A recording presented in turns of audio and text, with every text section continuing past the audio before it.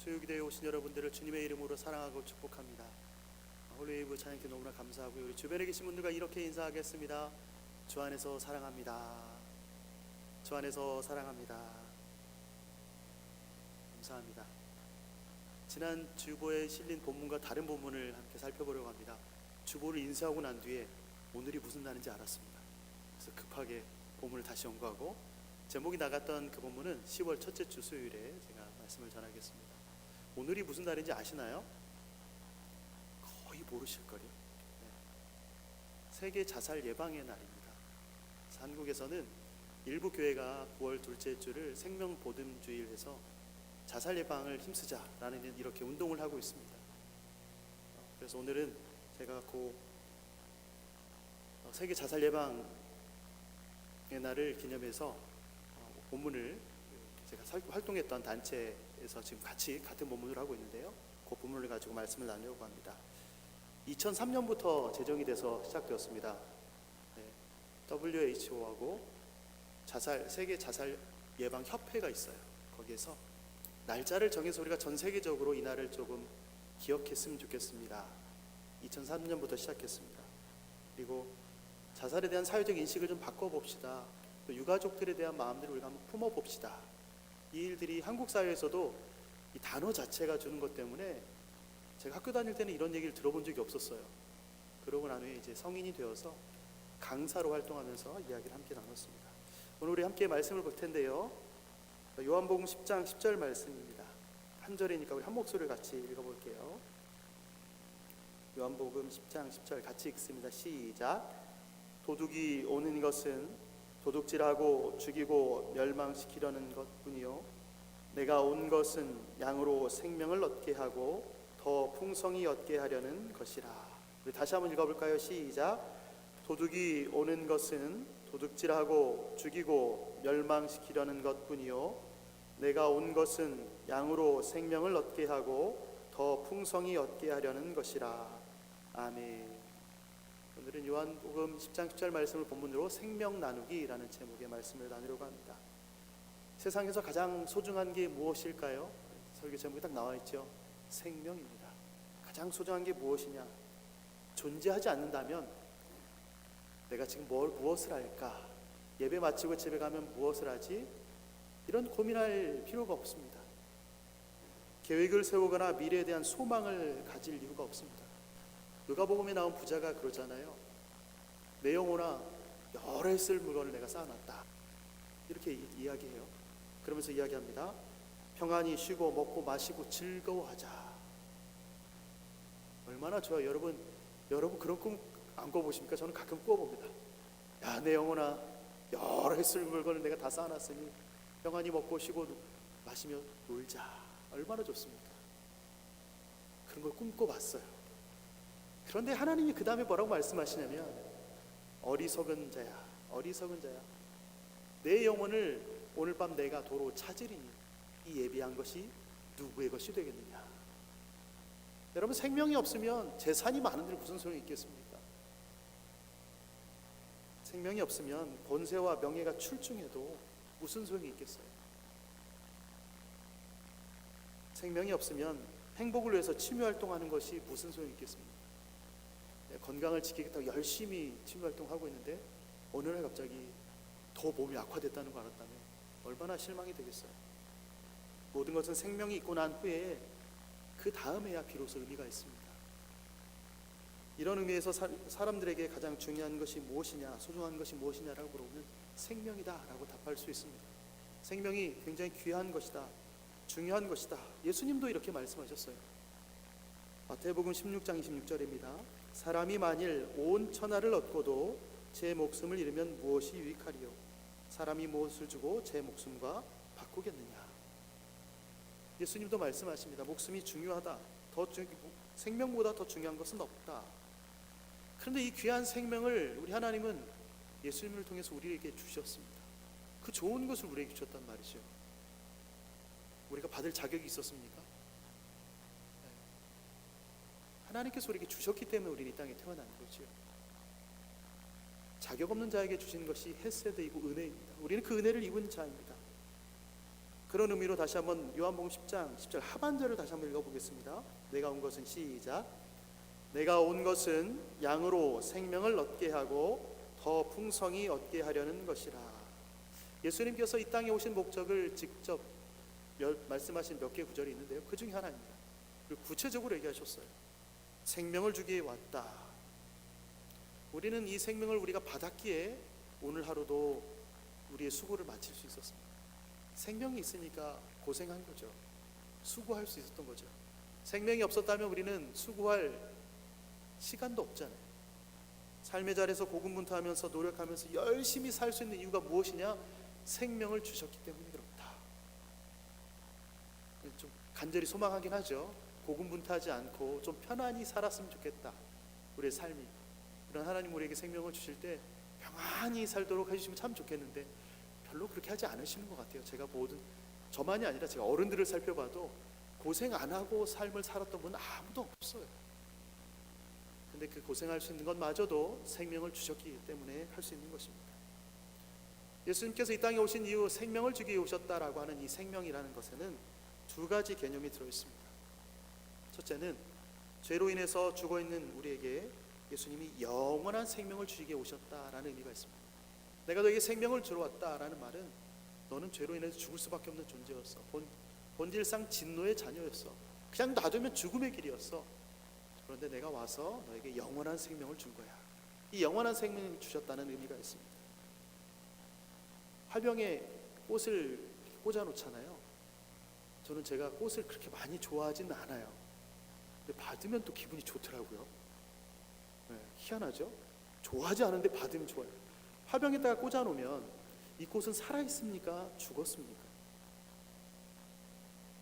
살아있는 것 같지만 실상 뿌리가 없어서 죽은 거죠. 며칠은 살 수 있죠.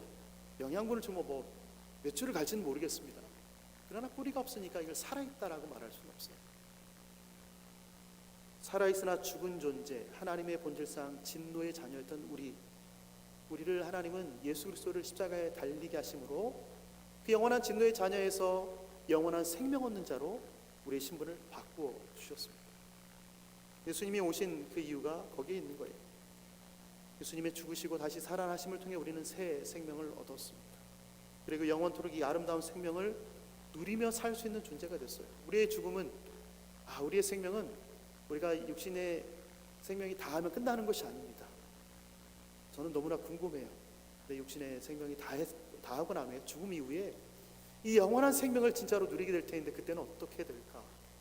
성경이 이야기하는 것들이 많이 있지만 경험해보지 않았으니 말할 수는 없어요. 성경에 있는 내용만 얘기해요.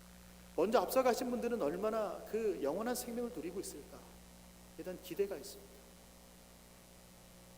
본문에서 말하고 있는 생명이라는 개념 둘째는 영원한 생명과 함께 풍성한 생명이라는 의미도 있습니다. 하나님은 예수님을 통해서 우리에게 영원한 생명을 주시고 나이가 영원한 생명을 너에게 줬다, 알아서 살아라, 이렇게 말씀하지 않으셨습니다. 영원한 생명을 주시고 난 후에 생명을 더 풍성히 얻도록 우리에게 그냥 고아와 같이 버려두지 아니하시고 이 풍성한 생명을 얻는 것이 무엇인지를 하나하나 가르쳐 주셨습니다. 생명이 풍성하다는 말, 이 말은 어떤 뜻일까요? 헬라어 단어로 보니까 여기에 써있던 단어가 로마서에도 한 번 더 등장합니다. 바울 사도가 말한 건데요, 로마서 5장 20절에 이렇게 이야기합니다. 풍성하다는 말이 이렇게 쓰여 있어요. 율법이 들어온 것은 범죄를 더하게 하려 함이라. 그러나 죄가 더한 곳에 은혜가 더욱 넘쳤나니. 더욱 넘쳤나니. 이 단어가 그 앞에서 말하는 풍성하다는 뜻입니다. 넘쳤다는 말이 무엇입니까? 컵에 물이 찰랑찰랑 있는 걸 넘쳤다고 하지 않죠. 넘어가야 돼요. 컵을 넘어가야 이게 넘쳤다고 이야기합니다. 풍성한 생명이라는 것은 은혜를 받은 것이 넘쳐서 흘러간다는 거예요. 내가 생각했던 것 이상으로 넘어간다는 겁니다. 은혜가 넘친 상태, 가득한 정도가 아니라 넘쳐 흐르는 상태가 풍성합니다. 생명을 풍성하게 얻겠다, 이 풍성하게 얻도록 하겠다는 이 말씀은 그 생명이 너희 안에서 그냥 이 정도에 머물러 있지 않고 너를 벗어나서 너가 생각하는 그 그릇 이상으로 흘러 넘쳐서 다른 사람에게 전해지게 하겠다, 이런 의미입니다. 생명을 얻게 하고 더 풍성하게 얻게 하려 하신다, 이 말씀은 너가 생명을 얻었다, 이 정도가 아니라 옆 사람에게 흘려보낼 정도가 되는 것, 이것이 예수님이 말씀하신 생명의 두 번째 의미입니다. 이 말을 다시 말씀드리면 생명이 남아 돈다, 이렇게 표현할 수 있을 것 같아요. 생명이 남아 돈다, 겨우겨우 힘겹게 사는 것이 아니라 아주 활력 있게 활기차게 살아갈 수 있도록 하겠다, 이것이 풍성한 생명에 대한 이야기입니다. 예수님은 이렇게 우리에게 영원한 생명과 풍성한 생명을 주기 위해 이 땅에 오셨습니다. 그래서 우리에게 주신 거죠. 우리에게는 영원한 생명을 주셨고 풍성한 생명을 주셨습니다. 그래서 영원한 생명으로 말미암아 천국 소망을 갖게 됐고, 이 풍성한 생명으로 말미암아 우리는 우리 안에서 넘쳐나는 이 생명을 흘려보내는 일에 우리가 수고하도록 부름받은 거예요. 그래서 여러분은 생명을 계속 흘려보내고 계신 거죠. 이 생명은 새 영역에서 살아있어야 됩니다. 생명이 흘러가야 되는데 새 영역에서 살아있어야 됩니다. 첫째는 몸에 대한 영역입니다. 여러분, 몸이 살아있지 않으면 생명이 있다고 말할 수 없죠. 몸이 살아있어야 됩니다. 육신이 건강하고 활력 있게 살아야 됩니다. 건강해야 무엇을 할 수 있습니까? 여러분, 아파 보시면 알잖아요. 아프면 아무것도 하고 싶지 않습니다. 그러니까 아프지만 살기 위해서 먹는 건 어쩔 수 없고, 아프기 때문에 일어나려고 먹는 건 있을 수 있지만 아프면 만사가 귀찮아집니다. 몸의 건강을 위해서 우리는 먹는 것도 신경 써야 되고 운동도 해야 되죠. 몸이 살아있어야 되니까 생활 양식을 바꾸고 자세도 바꿔야 됩니다. 일상을 바꾸어서 몸의 생명을 유지하고 건강을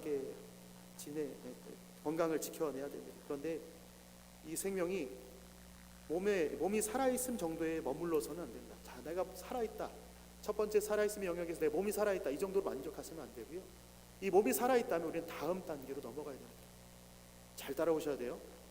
어려운 거 아니거든요. 왜 제가 이 9월 10일이라는 날짜에 자살 예방에 관한 내용을 이 설교에 넣어서 할까, 이런 걸 고민하시면 돼요. 우리가 살아있다, 몸이 건강하다면 우리는 다음 단계로 넘어가야 되는데, 다음 단계 두 번째 영역은 마음과 정신이 살아야 됩니다. 육신이 건강하면 마음도 건강해야 되고 정신도 건강해야 됩니다. 몸은 건강한데 마음이 병들어서 일상이 잘 안 되는, 일상생활이 유지가 안 되는 분들이 있어요. 사회적 관계가 지속되지 않는 사람들이 있습니다. 여러분, 은둔형 외톨이 만나보셨습니까? 방에서 꺼내는 건 너무 힘듭니다. 은둔형 외톨이뿐만이 아니죠. 성인 아이를 대하는 것도 참 어려워요. 어른인데 사고가 아이예요. 대인 기피로 사람을 만나는 것을 두려워하는 사람들을, 그 사람들의 마음을 풀어주려고 만나는 것 쉬운 일은 아닙니다. 또 정신적인 어려움이 있는 사람들이 있습니다. 우울증과 불안장애, 조증과 우울증이 반복되는 경우도 있고, 조현병이나 외상 후 스트레스 장애, 이 정도가 심해서 병원 치료를 받아야 되는 분들도 있습니다.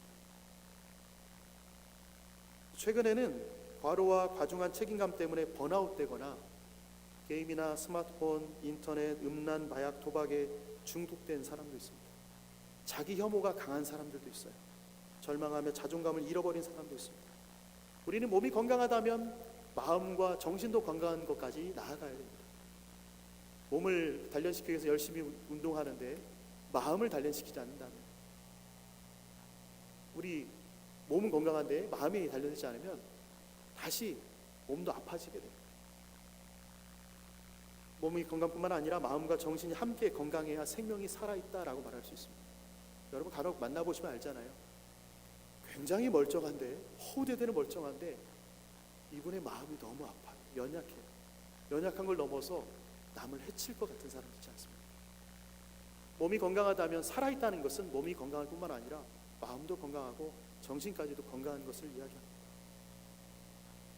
몸과 마음과 정신이 살아있다면 이 땅에서는 어느 정도 살아갈 수 있습니다. 나이스한 사람으로 살아갈 수 있죠. 근데 우리는 반드시 다음 단계로 넘어갈 수 있도록 사람들에게 안내해야 됩니다. 그것이 다음 단계의 영적인 단계입니다. 몸이 건강하고 마음과 정신이 건강해요. 그런데 영적인 관계에서는 전혀 무관하다, 영적인 생명이 살아있지 않다. 그러면 우리는 그들을 보면서 슬피 울어야 됩니다. 저희 모교회 원로 목사님은 이런 말씀하셨어요. 자녀가 좋은 대학 가서 좋은 직장 다니고 돈을 많이 벌면 무슨 소용이냐, 예수를 모른다. 한참 이제 저희 때 공부해야 된다는 열정으로 고3은 교회 면제 뭐 이런 분위기가 날 때였어요. 중직자들도 소용이 없죠. 아이가 당장 대학 가야 된다니까, 그래 그러면 고3 때만 학원 빠지면 안 되니까 예배는 좀 대충 하고, 그럴 때 저희 그때 원로 목사님께서 말씀하십니다. 근데 그렇게 말씀하셨을 때 실은 감사한 거는 몇몇 분들은 자녀들이 주일에 학원 가는 걸 딱 맞고 예배를 참석하도록 하셨습니다. 돌아보면 물론 이제 나중에 돌아온 친구도 있지만 한동안 대학 생활 때 방황하면서 예수님만 있지 않았던 친구들 꽤 있습니다. 몸이 건강하고 마음과 정신이 건강한데 영적인 영역이 건강하지 않은 상태가 돼버린 거죠. 그러고 나니까 그제서야 어른들이 반성하기 시작합니다. 내가 그때 왜 학원이 먼저였던가. 물론 학원이 먼저 아니었어도 공부 잘하는 거 너무 좋잖아요. 학원만은 아니죠. 또 대학 가니까 자녀들이 어떻게든 핑계대고 빠져요. MT를 꼭, 희한하게 학교들은 주일을 껴서 가는 학교들이 그렇게 많았어요. 저희 때는 본인들이 또 놀러 갈 때도 주말에 가야 된다 그래서 주일 껴서 가고. 영적으로 살아있지 않다면 그 사람은 살아있다라고 말할 수가 없습니다. 사람들은 자기 인생의 건강에 굉장히 관심은 많습니다. 건강하고 행복하게 살아야 한다, 웰빙을 추구한다고요. 또 자기관리와 실천을 강조한 웰니스도 있습니다. 삶의 만족도를 높이려고 여전히 애를 쓰고 있습니다. 그러나 이것들은 다 이 땅에서 누리는 것입니다. 영원한 나라에서 누릴 수 있는 게 아니에요. 제가 사회복지 할 때 웰빙과 함께 웰다잉을 주창하면서 죽음 준비 학교를 준비를 했었습니다. 죽음을 준비해야 됩니다. 엄청 욕먹었습니다. 어르신들께. 단어가 주는 어감이 죽음, 노인들 죽으라는 거냐면서 항의 전화를 엄청 받았어요. 거기에 이제 그 커리큘럼 중에 그런 게 있습니다. 우리의 인생이 무엇인가, 여기서 끝인가에 대한 고민을 던지는 것들이 있었어요. 물론 기독교 재단이었기 때문에 가능했던 것이고 넌크리스천들도 꽤 많이 왔습니다. 그분들에게 던지는 거였어요. 당신이 건강하게 살고 자녀들을 잘 키웠으며 지금 부유하고 넉넉하게 삽니다. 죽음 이후에 당신은 어떻게 될 것 같습니다. 죽음 앞에 섰을 때 당신의 자녀들은 그 반응을 보고 당신을 보고 어떻게 반응하겠습니까? 이런 이야기를 함께 나눴습니다. 이 땅에서의 누릴 수 있는 것들이 많지만 영적인 영역을 고민하지 않으면 이 땅에서의 누림에서 끝납니다. 하지만 앞에서 말씀드린 것처럼 세상이 끝나도 생명은 지속됩니다. 왜냐하면 우리는 영생을 받았잖아요. 영원한 생명을 얻었잖아요. 그러니 우리는 영적인 영역에서 살아 있어야 합니다. 몸도 살고 마음과 정신도 살고 영혼도 살아야 우리는 살아있다, 살아있는 존재로서의 가치를 말할 수 있습니다. 영적인 영역만 생각하고 몸을 관리하지는 않으면 그것도 안 되는 거죠. 이 세 가지는 같이 연결되어 있습니다. 잘 보세요.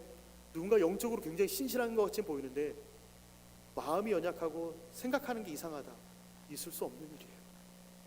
성경을 많이 읽었다고 그들이 신앙이 좋다고 했을 때에 상식을 벗어난 초월적인 하나님의 능력을 인정하면서 일상에서 상식적으로 살지 않는다, 이건 약간 균형이 이루어진 것이 아닙니다.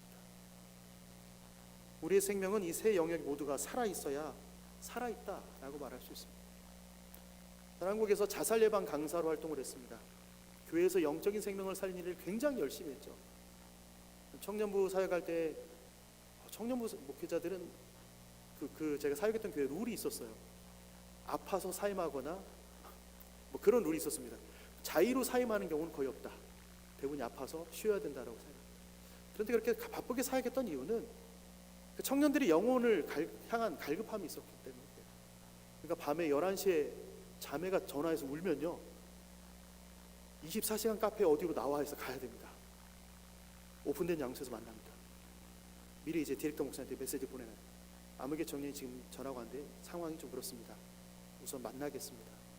한 2시간 정도 이야기하고 집에 들어가는 거 확인하고 귀가합니다. 영적인 생명을 살리기 위해서 굉장히 애를 쓰고 부지런히 다녔습니다.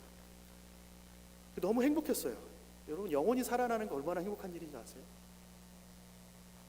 청년들은 변화가 굉장히 빠르기 때문에 더 빨리 느껴요. 어른들은 서서히 변하고 어느 날 보면 변해 있어요. 그래서 잘 모르는데 청년들은 갑자기 물론 이렇게 변했다가도 훅 떨어지는 게 청년이기도 합니다. 그 변화가 보이니까 너무 사역이 재밌었죠.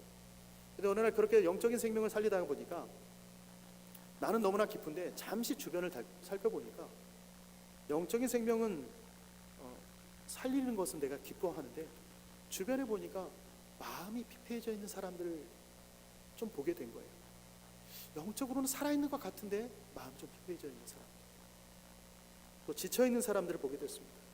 근데 그들은 힘들다고 말하지 않더라고요. 그리고 결국은 그 말하지 않다가 스스로 자신의 몸을 살아있지 않도록 만든 이들을 보게 됐습니다. 그 전에 없던 건 아니었어요. 나중에 제가 이 자살 예방 강사를 시작하기 전에 좀 고민해 보니까 친구 중에도 그런 일들이 있었고, 한 달이 건너면 아는 사람들이 있었어요. 심지어는 제가 다니는 교회도 있었습니다.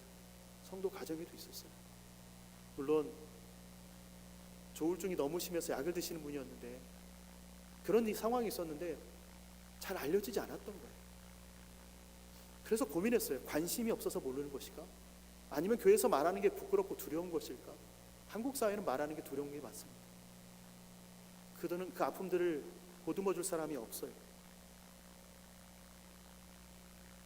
그러고 난 뒤에 보니까 제 친구 중에도 스스로 하나님 앞에서 해서는 안 될 일을 했던 친구들이 있던 것이 생각이 났습니다.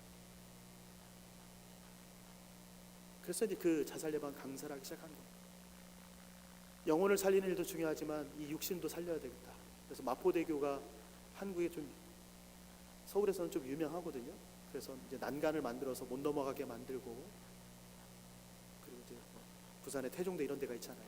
마포대교를 순찰하기도 하고, 또 학교에 강의도 나가고, 심지어 어느 학교는 저희가 강의 나간 학교였는데 강의 갔다 오고 난 뒤에 학생 한 명이 사라졌다는 이야기가 나왔는데 그 친구 중에 한 명이 마포대교로 간대요. 그 말에 친구 3명이 쫓아가서 잡아온 일도 있었습니다. 제가 설교를 준비하면서 작년에 통계가 어떤가 한번 살펴봤어요. 대한민국의 통계. 2024년 통계도 잡혀 있지만 2023년부터 보니까 2023년 전까지 이렇게 떨어지고 있었는데 다시 올라가고 있더라고요. 자살률이 올라가고 있습니다. 유명인이 자살한 이후에는 7주에서 8주 동안 자살률이 높아졌다는 통계가 계속 기록으로 남고 있습니다.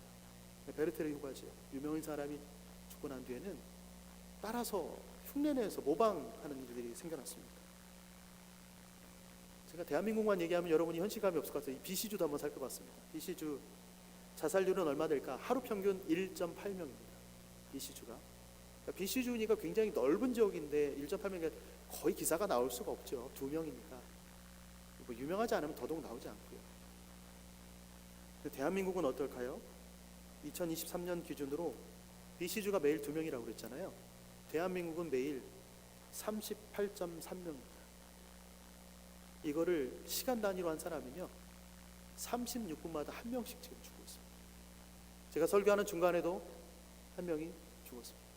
이거는 실제로 이제 통계가 잡힌 겁니다. 제가 이제 자살 예방 강사를 하면서 구체적으로 경찰청과 이 보건복지부와 이렇게 연관된 분들 같이 얘기하다 보니까 실제로 이렇게 통계로 잡힌 숫자만 이만큼이고요. 통계로 잡히지 않은 숫자들도 있어요. 그런 것까지 하면 꽤 되죠. 또 이외에 자살 시도한 거는 훨씬 더 높습니다. 제가 강사로 활동할 즈음에 한 학기 시작했는데 갑자기 강의안이 바뀌었어요. 그래서 아니 이제 강사로 활동하는 강의안을 갑자기 바꾸면 어떻게 됩니까? 제가 처음 시작할 때는 초등학교 저학년, 5, 6학년 그리고 중고등학생들을 대상으로 했는데 제가 강의하는 그 6개월 한 학기 사이에 초등학교 1학년 아이가 자살 시도했습니다. 그래서 갑자기 바뀐 보건복지부에서 이거 안 됩니다. 저학년까지 확대했어요. 그래서 저학년들한테는 자살이라는 단어를 사용하지 않고 하기 위해서 용어를 바꾸고 그걸 프로그램을 바꿨습니다. 저희는 강의 나가면서 괴로웠어요. 이게 맞냐? 이렇게 강의, 물론 하는 것이 훨씬 더 예방이니까 좋긴 한데 저학년들까지 가서 과연 해야 되는가? 대한민국의 초중고등학교가 이제는 의무가 됐습니다. 서울시는 의무입니다. 그런데 의무인데도 불구하고 사건이 터지면 연락이 옵니다. 예방을 합시다라고 공문을 수도 없이 보내지만 예방하지 않고 학교에 사건이 터지면 급하게 전학년 36개 반 강사 36명 모아주십시오. 그러면 36명의 강사들이 자기 생업을 놓고 갑니다. 강사료 없어도 갑니다. 저희 대부분이 목사님들이에요. 희한하게도 목사님들이 그런 걸 하시더라고요. 그래서 우리가 이게 사례가 문제겠느냐, 강사료가 문제겠느냐. 그래서 그렇게 강의를 하기 시작했습니다. 올해 6월 17일에 목회데이터 연구소라는 곳이 있습니다. 목회데이터 연구소에서 한국교회의 정신건강에 대한 설문을 실시했어요. 한국교회에 대해서 성도들과 목회자를 다 포함해서 실시한 겁니다. 성도 중에 22%가 현재 우울과 불안을 경험하고 있습니다. 자살 충동을 느끼고 있다고 하는 사람이 7%였습니다. 또 성도 중에 10%는 음란이나 도박, 스마트폰, 알코올, 마약 등에 중독되었다라고 표시가 됐습니다. 영적인 영역뿐만 아니라 마음과 정신적인 영역에서 또 몸을 살리는 일이 다 교회가 이제 중요하게 역할을 해야 된다는 사인이었습니다. 바로 이러한 세상 가운데 우리는 진정으로 생명의 역사를 일구는 사람이 되어야 된다는 부르심이 있다는 것이죠. 우리의 사명이 무엇인가? 생명을 보듬는 일입니다. 이것이 우리를 향한 하나님의 뜻입니다. 말씀을 부여잡고 삶 속에서 실천하며 살아가야 될 여러 가지 내용들이 있지만 그 중에 우리가 한 번 더 고민해야 될 것, 생명을 살리는 일입니다. 결혼하신 분들은, 자녀를 낳으신 분들은 그 생명을 살렸잖아요. 지금까지 키우고 있잖아요. 이 생명을 또한 건강하게, 몸뿐만 아니라 그의 마음과 정신이 건강하게 계속 자라게 하고 영적인 영역에서도 건강하게 자라도록 끊임없이 보듬어 주셔야 됩니다. 뿐만 아니라 우리가 만나는 사람들, 그들에게 생명을 나누고 그들의 생명을 복돋아 주고 생명을 생명되게 하는 일에 우리가 수고해야 됩니다. 이 수고를 할 때에 우리가 해야 될 것, 그 수고 가운데 우리에게 주신 것들이 무엇이 있을까 고민하면서 제가 몸이 살아있고 마음과 정신이 살아있고 영적인 영역이 살아있을 때, 진심으로 살아있을 때 우리가 해야 될 일들을 함께 고민해봤습니다. 예수님께서 이 땅에 오실 때에 내가 온 것은 양으로 생명을 얻게 하고 더 풍성히 얻게 하려 하십니다 라고 얘기하는데요, 그 앞서서 이야기를 기억하십니까? 도둑은 도둑질을 하려 하고 망하게 하려 한다. 그럼 우리가 생명을 살리는 일을 하지 않는다면 도둑들이 하고 있는 일을 우리가 하고 있지는 않는가 고민해 볼 필요가 있습니다. 이 땅의 문화는 죽이고 멸망시키는 데 특화되어 있습니다. 남의 것을 빼앗고 경쟁이라는 것을 통해서 좌절감과 절망감을 느끼게 하고 다른 사람의 생명을 빼앗는 일도 서슴지 않습니다. 이 도둑이 올 때 도둑이라고 티내고 들어오지 않습니다. 분장하고 들어옵니다. 겉으로는 선한 목자 형상처럼 내가 널 도와줄게 라고 오지만 그 도둑은 와서 피폐하게 만들고 사람들을 영원한 멸망으로 이끌어갈 뿐입니다. 우리는 이 도둑의 문화를 대항하는 일로 우리는 부르심 받은 거예요. 세상의 문화 가운데에 생명을 죽이는 일에 우리는 살리는 일로 부름을 받은 겁니다. 예수님께서 말씀하신 것처럼 나도 사람들로 하여금 생명을 얻게 하고 더 풍성히 얻도록 하는 이 생명사역을 내가 참여하겠다라는 마음을 가지고 계셔야 됩니다. 그러면 이 생명사역을 어떻게 하면 좋을까? 여러 가지가 있을 텐데 저는 3가지만 얘기하려고 합니다. 여러분이 지금 잘하고 계시는 것들이에요. 첫 번째는 사람을 살리는 말을 하자입니다. 말을 예쁘게 하는 분들이 있어요. 오늘 예배당에 오신 분들이 한 분 계신데 제가 그분은 계셔서 예화를 못 들 것 같아요. 아주 말씀을 예쁘게 하세요. 저는 깜짝 놀랐어요. 오은영 박사님 와 계십니다. 자녀를 향한 마음이 또 다른 사람을 향하여서도 그의 마음이 얼마나 순수한지 느낄 수 있었습니다. 잠언 15장 4절입니다. 온순한 혀는 곧 생명나무이지만 패역한 혀는 마음을 상하게 하느니라. 여기서 온순한 혀는 아픈 마음을 치유하는 혀입니다. 죄로 죽어가는 사람에게 하나님의 구원의 섭리를 발견하게 하고 깨닫게 합니다.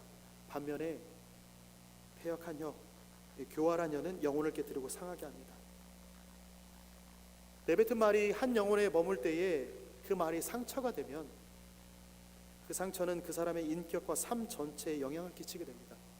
우리는 가볍게 한마디 할지라도 듣는 사람은 그게 상처가 되면 그냥 살짝 상처로 스쳐 지나가지 않습니다. 하루 종일 그 상처를 왜 나에게 이런 말을 했을까? 왜 나에게 그랬을까? 이런 고민을 하고 살아가게 됩니다. 또 한 번 받은 상처는 쉽게 아물지도 않습니다. 그래서 말을 할 때 가시돋친 말보다는 보듬어주는 말, 힘과 용기가 되는 언어를 전달할 수 있도록 힘써야 됩니다.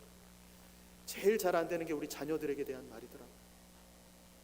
저녁에 자기 전에 사랑한다 해놓고 아침에 안 일어나면 성질내면서 깨우고, 가벼운 말 한마디라도 사람을 살리는 말, 이건 훈련이 필요합니다.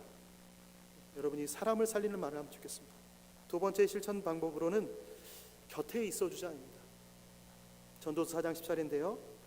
혹시 그들이 넘어지면 하나가 그 동물을 붙들어 일으키려니와 홀로 있어 넘어지고 붙들어 일으킬 자가 없는 자에게는 화가 있으리라. 우는 자들과 함께 울려면 곁에 있어야 됩니다. 곁에서 그들에게 온기를 나누어 줘야 됩니다. 생명을 나누어 줘야 됩니다. 그들이 추운 겨울과 같은 시기를 보낼 때에 그들에게 따뜻한 온기를 나눠주고 그들의 인생에 봄이 올 때까지 지켜봐 주는 것이 필요합니다.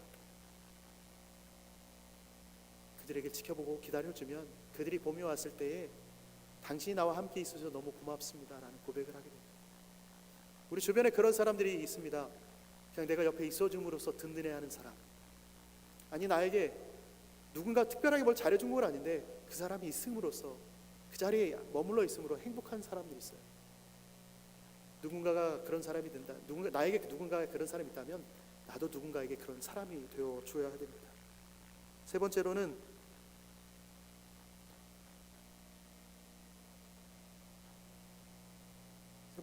주변을 돌아보고 깊은 관심을 갖자입니다. 신명기 10장 18절 19절에 보면 하나님이 이 레위기도 그러시고 계속 고아와 과부와 나그네를 이야기하십니다. 하나님은 고아와 과부를 위하여 정의를 행하시며 나그네를 사랑하여 그에게 떡과 옷을 주시나니 그러므로 너희는 나그네를 사랑하라. 전에 너희도 애굽 땅에서 나그네 되었었느니라. 하나님은 이 연약한 자들에 대한 마음이 있으세요.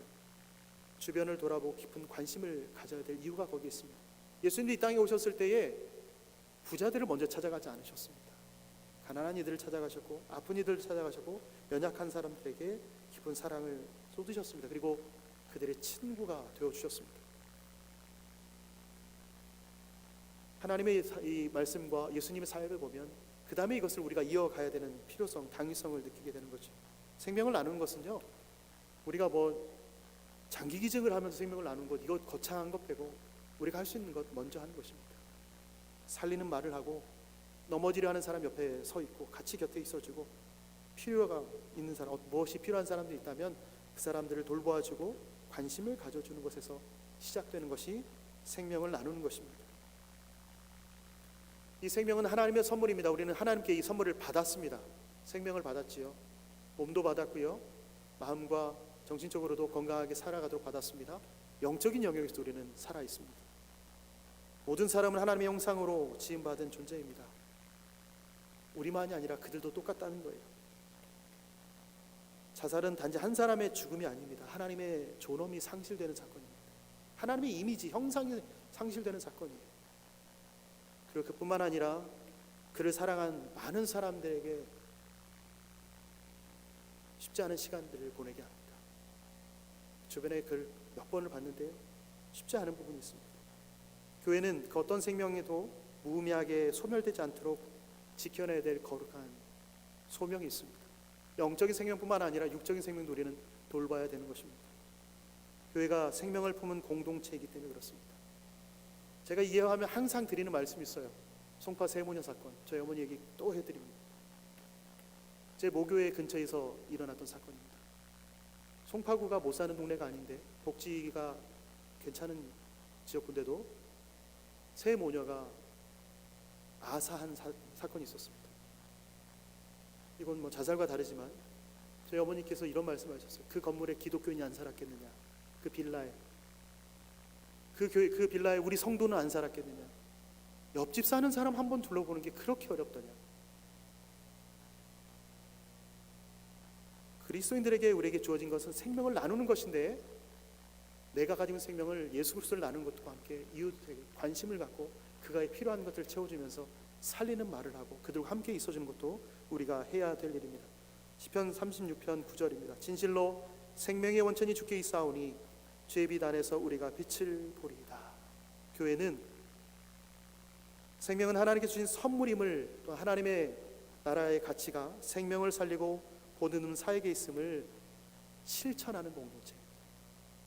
생명을 우리가 복음을 나누는 뿐만 아니라 그들의 육신도 살리는 일에 수고해야 되는 공동체입니다. 교회 안에도 우리는 잘 돌아봐야 돼요. 생명을 놓고 싶을 정도의 고통의 삶을 사는 사람이 있을지도 모른다. 말은 못하는데 괴로워하는 사람이 있을지 모른다. 우리는 한번 살펴봐야 돼요. 그 주일에 오실 때 친한 사람들끼리 인사하는 거 좋죠.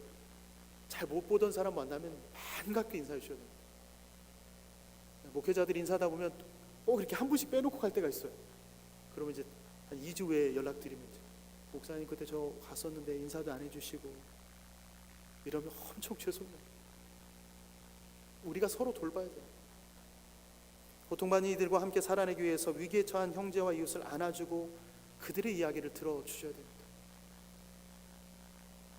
교회는 또한 누군가의 지지자가 되어야 됩니다. 가족이나 사랑하는 이들을 잃은 사람들, 남아있는 이들, 제 주변에 이제 그런 고통을 당한 분을 지켜보는 너무 어려웠습니다. 몇 년 동안 해마다 그때가 되면 다시금 어렵습니다.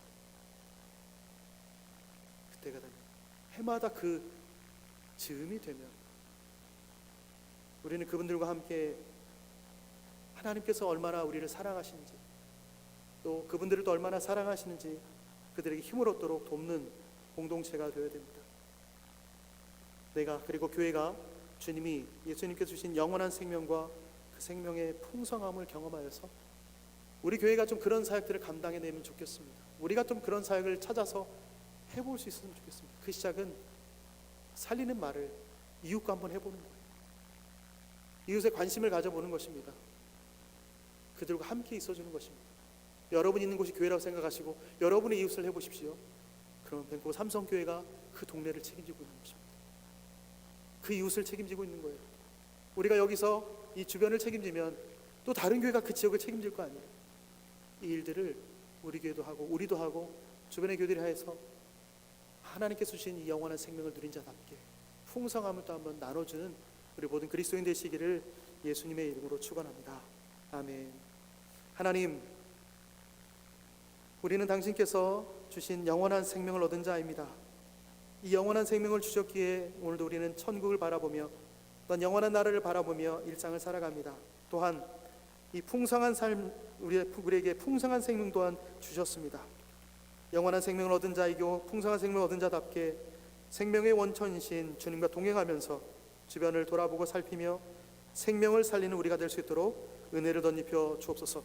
우리에게 있는 생명이 흘러넘쳐서 이웃에게, 주변에 많은 사람들이 흘러가 그들의 생명을 살리는 우리의 사명을 감당하는 귀한 자들 될 수 있도록 은혜를 베풀어 주옵소서. 감사드리며 예수님의 이름으로 기도합니다. 아멘.